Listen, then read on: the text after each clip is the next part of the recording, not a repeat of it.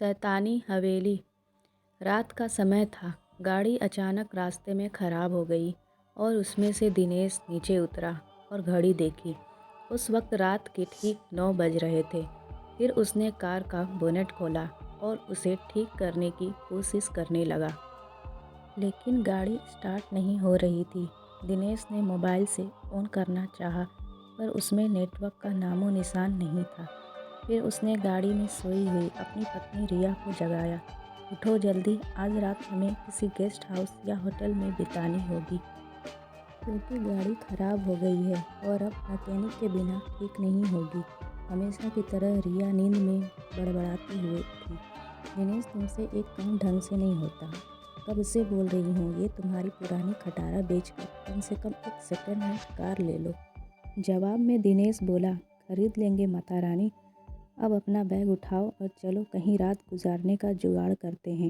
फिर दोनों जंगल की कच्ची सड़क छोड़ के मेन हाईवे पर आ गए। उसी वक्त उन्हें जंगल में दूर कहीं से भेड़ियों के रोने की आवाज़ आने लगी। वो भेड़ियों की आवाज़ें उस काली रात को और भी डरावना बना रही थी।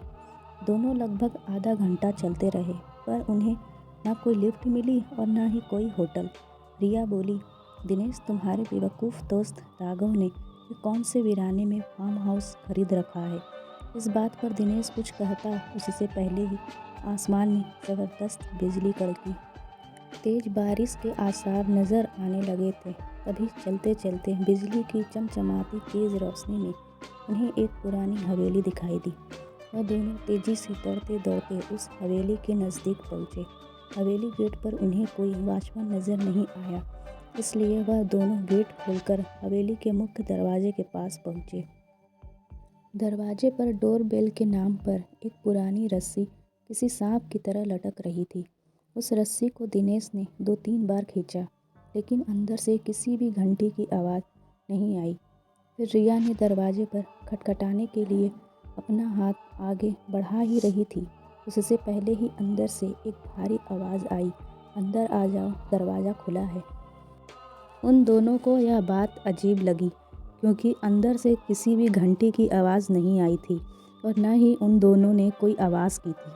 फिर वह दोनों दरवाज़ा खोलकर अंदर गए। दरवाजे के ठीक सामने झूले पर बैठकर एक आदमी शाही अंदाज में सिगार पी रहा था। उसे देखते ही दिनेश बोला, सर, हम यहाँ से कुछ ही किलोमीटर दूर अपने दोस्त का फार्म हाउस देखने जा रहे थे, पर बीच में रास्ते में हमारी कार खराब हो गई और मोबाइल में नेटवर्क भी नहीं है। क्या हम आपके फ़ोन से एक कॉल कर सकते हैं? झूले पर बैठे उस आदमी के चेहरे पर कोई भाव नहीं था। उसने कहा, ज़रूर कीजिए, टेलीफोन ऊपर के आखिरी कमरे में है। दिनेश ने उन्हें पहले परिचय देना उचित समझा। उसने कहा, मेरा नाम दिनेश है और यह है मेरी पत्नी रिया। जवाब में वह आदमी बोला, मेरा नाम कृष्णा ठाकुर है, मैं इस हवेली का मालिक हूँ। दिनेश और रिया हवेली की शान देख ही रहे थे कि उनकी नज़र कृष्णा ठाकुर के पीछे वाली दीवार की सबसे बड़ी फ़ोटो फ्रेम पर पड़ी, जो खाली थी और पूरे घर में तस्वीरें ही तस्वीरें थी।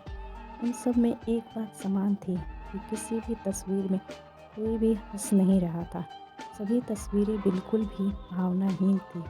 फिर दिनेश और रिया दोनों ऊपरी मंजिल पर गए और आखिरी कमरे में जाकर लैंडलाइन से अपने दोस्त राघव को कॉल करने लगे। बहुत बार कोशिश करने पर भी फ़ोन नहीं लग रहा था। तभी रिया की नज़र उस दीवार पर पड़ी। वहाँ और एक फ़ोटो फ्रेम टंगी थी। उसमें भी कोई तस्वीर नहीं थी, सिर्फ खाली फ्रेम। उन्हें यह बात थोड़ी अजीब लगी। फिर दोनों नीचे गए और कृष्णा ठाकुर से बोले, आपके लैंडलाइन से फ़ोन नहीं लग रहा है। कृष्णा ठाकुर बोले, यहाँ के फ़ोन लाइन में हमेशा गड़बड़ी रहती है। तुम्हार दोबारा से प्रयास करें, या फिर चाहे तो आज की रात आप दोनों यहीं रुक जाइए। रिया और दिनेश कमरे में जाकर फिर कॉल लगाने की कोशिश करने लगे, पर सब बेकार गया।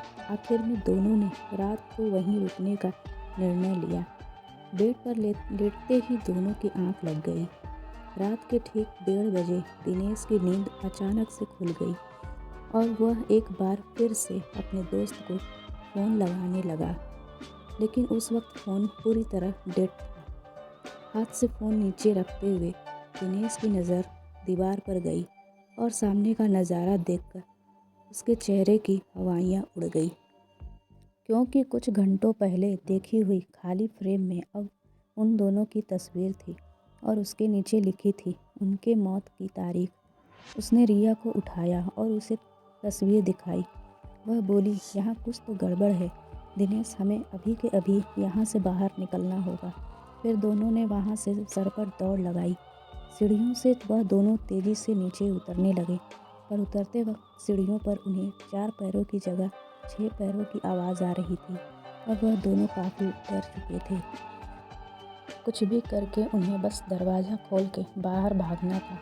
पर दरवाजे के पास पहुंचने के बाद जब दोनों ने उसे खोलने की कोशिश की, उनकी कोशिश नाकाम रही, क्योंकि दरवाज़ा किसी ने बाहर से बंद कर दिया था और अब वह दोनों उस भूतिया हवेली में कैद हो चुके थे। दिनेश और रिया दरवाज़ा पीट रहे थे, मदद के लिए चिल्ला रहे थे। उसी वक्त बदकिस्मती से बिजली चली गई और मौत ने अंधेरे की चादर से सब कुछ ढक लिया और चारों तरफ शमशान का सन्नाटा फैल गया। रिया अपने कांपते हाथों से मोबाइल का टॉर्च चालू करने लगी। जैसे ही उसने टॉर्च चालू की, उसकी रोशनी सबसे पहले सामने वाली उस बड़ी सी फ़ोटो फ्रेम पर पड़ी, जिस फ्रेम को आते वक्त दोनों ने खाली बिना तस्वीर की देखी थी।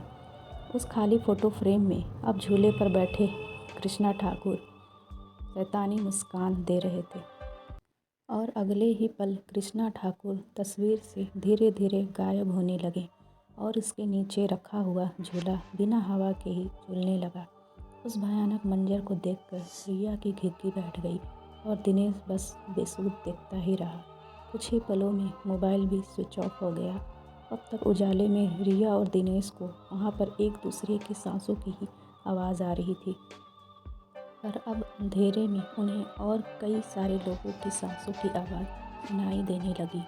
एक एक करके सभी आवाज़ें नज़दीक आ रही थी और कुछ ही पलों में दर्द भरी चीख के साथ उन दोनों की तस्वीर भी बाकी तस्वीरों के साथ हवेली की दीवार पर टंग गई और कृष्णा ठाकुर झूले पर बैठकर सिगार पीते हुए किसी और मेहमान का इंतज़ार करने लगे।